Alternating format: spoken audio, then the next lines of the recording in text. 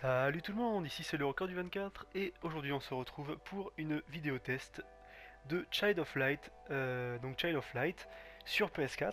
Donc je joue sur PS4 mais le jeu est sorti sur 360, le jeu est sorti sur PS3, il est aussi sorti sur PC, il n'y a pas encore de sortie prévue sur Xbox One. C'est un jeu,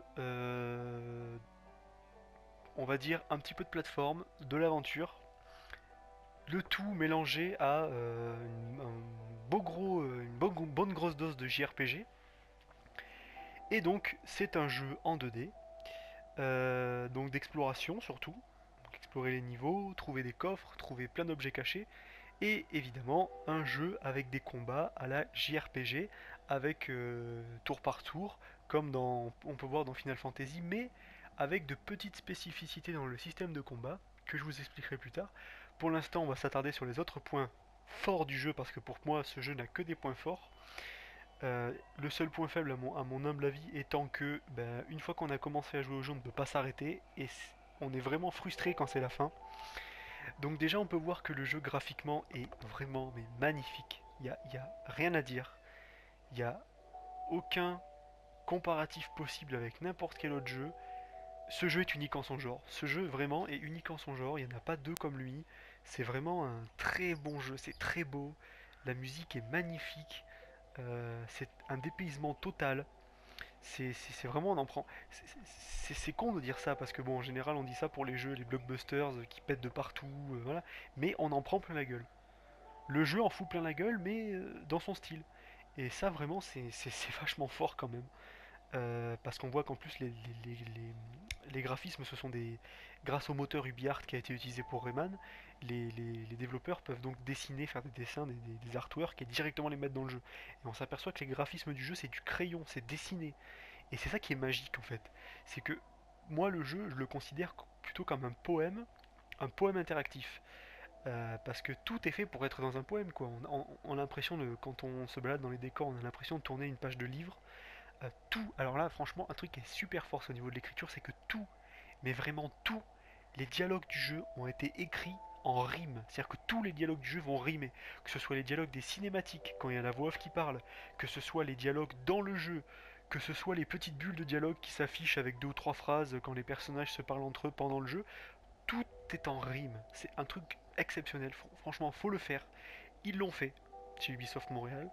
Et franchement, c'est super fort, c'est super réussi franchement. C'est pour ça que moi, tout le jeu, j'ai eu l'impression d'être dans une espèce de poème, un conte interactif quoi. Euh, Évidemment, le jeu, à première vue, peut avoir une connotation enfantine, voilà, ça peut être un jeu, on peut se dire oh, c'est un jeu pour les gamins et tout.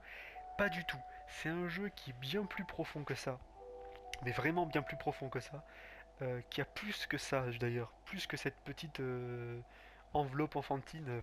Il a plus que ça à montrer le jeu, il a plus que ça, il en a plus dans le ventre quoi. Le scénario est très bon, surtout que c'est un scénario qui peut commencer à la base un petit peu basique, on peut se dire ouais ça on l'a vu et tout ça, et après dans le jeu il va y avoir des trahisons, ça va être une histoire de vengeance. Le scénario est c'est très bien développé en fait. Il y a des choses qui se passent auxquelles on s'attend pas. Euh, il y a vraiment eu un travail d'écriture et d'imagination sur le jeu qui est vraiment, on voit vraiment que les mecs ont eu de la liberté totale quoi. Et encore une fois, les mecs qui ont fait le jeu, c'est le studio Ubisoft Montréal. C'est une petite partie du studio, ils étaient à peu près une trentaine. Et ils se sont dit, on va faire un petit jeu avec les moyens qu'on a. Boum, voilà. On a envie de faire un petit jeu style JRPG avec les moyens qu'on a chez nous. Et ils l'ont fait, et franchement, ils auraient pas dû se priver parce que c'est un pur bonheur ce jeu. Donc là pour l'instant je fais uniquement de l'exploration dans les niveaux puisque l'on peut trouver plusieurs choses. Donc par exemple ce genre de choses, qu'est-ce que c'est? Oui, bon, la manette on s'en fout. Qu'est-ce que c'est que ça? Donc ça ce sont des poudres. Poudres de quoi? Bon, poudre de force. Donc on va ouvrir l'inventaire déjà. Donc on peut voir les compétences. Donc les compétences se montent comme dans n'importe quel JRPG. C'est-à-dire que il y a une compétence pour monter de la vie, pour monter les points d'attaque, pour augmenter les chances d'esquive. On peut améliorer ses pouvoirs de base, on peut améliorer sa force. On peut améliorer tout plein de choses grâce à des points de compétence qu'on gagne. Donc des fois certaines compétences en requièrent deux. Là je vais chercher une compétence qui en requiert un pour en acheter un. Par exemple, celui-là augmente la défense magique de 5 de façon permanente, donc on va le prendre. Et ce qui est bien, c'est qu'on peut vraiment développer le personnage qu'on veut, et il y a à peu près une soixantaine de niveaux dans le jeu, si je dis pas de bêtises, peut-être même plus. Je pense que pour les atteindre, c'est préférable de faire une deuxième partie, sachant qu'on peut faire une nouvelle partie plus, où on sauvegarde tous nos équipements, tout notre inventaire, toutes les compétences et tous les niveaux de nos personnages, de notre groupe. C'est pas mal pour celui qui veut recommencer le jeu. Celui qui veut recommencer le jeu en difficile, il peut, s'il a envie. Sachant que de base, quand on recommence le jeu en normal, les ennemis ont de la vie, ont plus de vie, sont plus résistants et font plus de dégâts. On a aussi les oculis. Donc qu'est-ce que les oculis? Les oculis, ce sont des espèces de pierres précieuses que l'on peut trouver dans les coffres et que l'on peut équiper sur les slots d'armes et d'armure pour améliorer les capacités du personnage. Par exemple là, j'ai mis un oculi sur mon arme de corps à corps qui fait que je vais faire des dégâts de lumière et que les dégâts physiques, j'en fais 10% de plus et que c'est très efficace contre les ennemis qui viennent de l'obscurité. Après, j'ai mis un oculi qui réduit les dégâts physiques et magiques de 30% quand les PV sont inférieurs à 20%. Ça, c'est très utile vers la fin du jeu quand on se trouve contre des ennemis forts et qu'on se fait souvent laminer, quoi, parce vers la fin du jeu, on se fait souvent exploser, quoi. Enfin, il y a pas mal de personnages du groupe qui vont mourir. Donc ça peut être utile, ça, pour asséner une attaque avant que le personnage meure et qu'il fasse plus de dégâts et se prendre moins de dégâts dans la gueule, quoi, pour durer un peu plus longtemps. Et après, la vitesse d'exécution de 6%, ça c'est un truc que je vous montrerai dans les combats, que je montrerai un peu plus tard. Après, on peut voir l'inventaire, donc avec les potions de vie, de points de magie, les points enfin les potions, certaines potions qu'on ne peut utiliser que pendant le combat. Et ce que je viens de ramasser, c'est une poudre de force, et cette poudre de force va augmenter la force de 3 de façon permanente, sachant que je peux décider de l'attribuer à Aurora ou alors aux autres personnages du groupe. Donc là, je vais l'attribuer à Aurora, ce qui va augmenter sa force de 3. Donc on passe de 102 à 105. Sachant que dans le groupe, il y a plusieurs membres dans le groupe.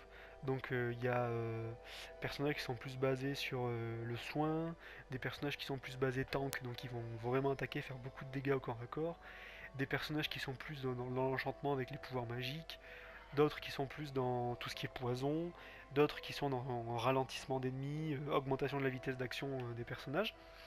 Donc il y a une vraie flexibilité au niveau des personnages qui fait qu'on peut changer de personnage en plus. On peut changer de personnage dans le groupe en plein milieu de combat, donc ça fait qu'on peut vraiment faire prendre une autre tournure au combat. Donc déjà ça c'est un très bon point.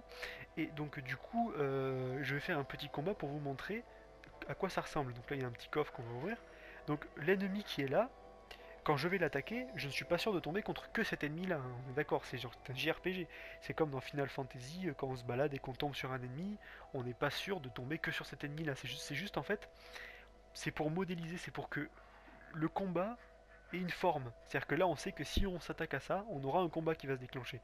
Mais il peut y avoir plus que cet ennemi-là. Donc sachant que quand on va attaquer l'ennemi de dos, on va faire une attaque surprise. Et donc sur la barre de progression de l'attaque, on aura un petit peu d'avance. Si c'est l'ennemi qui nous attaque dans le dos, c'est l'ennemi qui aura une petite avance d'attaque. Et si on attaque l'ennemi de face et qu'on est de face, là, le combat va se dérouler normalement et chacun sera à peu près au même stade. Et là, on va l'attaquer par derrière, pendant qu'il est retourné, et là, on voit qu'il y a écrit attaque surprise. Donc du coup, on va voir la barre de progression. Voilà, donc je peux déjà attaquer, puisque je les ai attaqués par surprise. Donc comment marche cette barre de progression?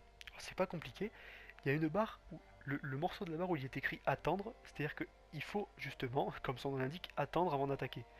Quand un des personnages atteint le début de la barre d'exécution, à ce moment-là on peut choisir l'action. Donc soit on peut attaquer, faire une action, prendre une potion ou en donner une potion à un allié, on peut fuir, ou alors changer de groupe, enfin changer de personnage du groupe. Sachant que pour l'instant je n'ai que deux personnages, je ne peux pas faire ça.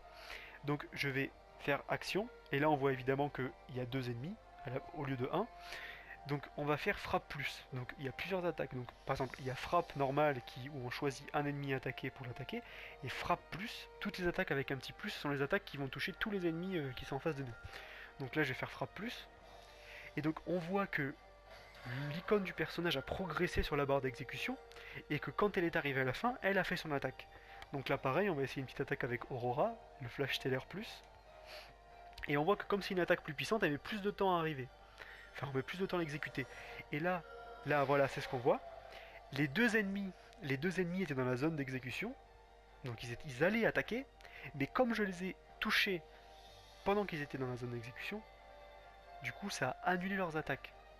Voilà. Donc du coup, je n'ai plus qu'à faire, on va dire, frappe normale sur cet ennemi pour le finir. Je pense que ça devrait être bon. Même pas.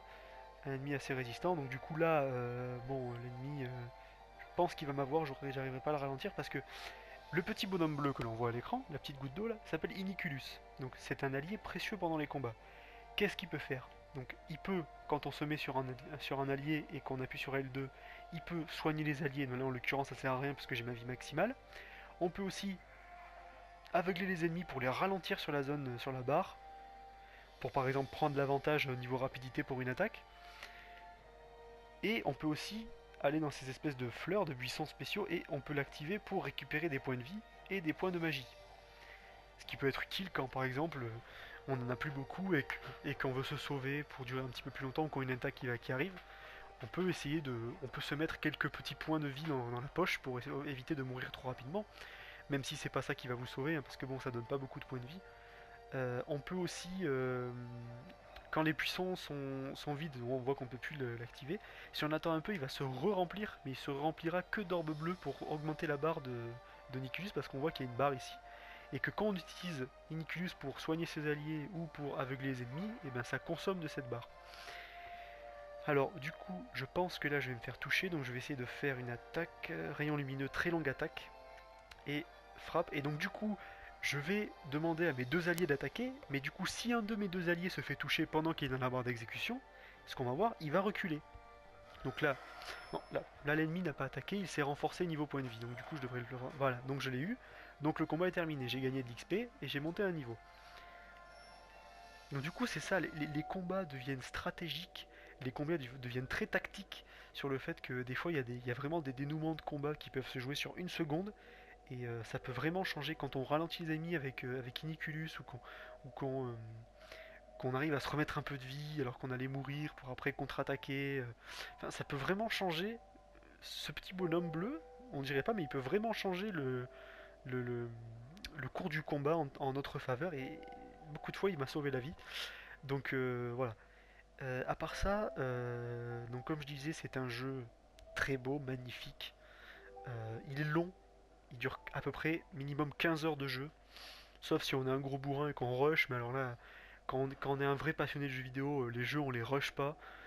Quand on est un vrai passionné comme moi, on prend son temps, on découvre tous les secrets, on explore, même si c'est 50 fois la même zone, on va l'explorer parce que juste parce que c'est beau quoi. C'est très con, mais juste pour ça. Euh, la musique est vraiment exceptionnelle. C'est-à-dire que la musique colle vraiment à toutes les actions, tous les niveaux, toutes les situations. Et franchement, la musique est vraiment mais superbe. C'est du c'est voilà, c'est vraiment du beau travail quoi. Sachant qu'en plus la personne qui a travaillé sur la musique du jeu, c'est Béatrice Martin, qu'on connaît en France sous le nom de Cœur de Pirate. C'est elle qui a fait la musique du jeu, enfin qui a participé au développement de la musique du jeu. Et quand on entend du piano dans le jeu, bah, c'est elle qui joue. Et même à la fin, dans les crédits, elle a même fait une chanson où elle chante, donc une chanson exclusive au jeu.